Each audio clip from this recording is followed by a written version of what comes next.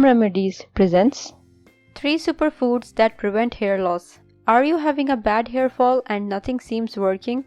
According to Ayurveda, one of the reasons of hair loss is too much heat in the body. What happens is our body needs to be around 70% alkaline and 30% acid. If the tissues are too acidic, then minerals needed for healthy hair such as iron, magnesium, calcium, phosphorus and zinc are taken from the hair follicles to buffer this acidity. This can cause inflammation of hair follicles at the roots, causing hair thinning or hair loss. Today in this video you will get the solution to it. Let's see some of the most effective foods to balance this. Black raisins, manuka. They are super nourishing to our hair as well as to our body. From reducing hair loss, eliminating impurities from blood, reducing high blood pressure to keeping anemia at bay. Black raisins are a wonderful addition to your diet as it contains natural antioxidants and are rich in iron. They are packed with proanthocyanidins, which are powerful antioxidants better than vitamin C and vitamin E. How to use: soak a handful of them overnight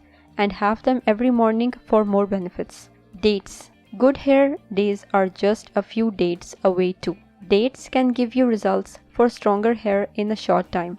Being rich in iron, dates improve blood circulation to the scalp, which helps in faster hair growth, deficiency of which can cause hair loss and hair thinning. How to use: eat 3 to 5 dates every day as a snack. Aloe vera. The cooling and soothing properties of aloe vera is another effective way to reduce the excessive body heat and preserve the health of your hair. Aloe vera helps to re-alkalize the body, which is great. An acidic environment affects functioning of every cell of the body, including hair cells. How to use: take 2 tablespoons aloe vera juice or fresh gel every morning. The best form of aloe vera to use on your hair is the raw gel of the plant.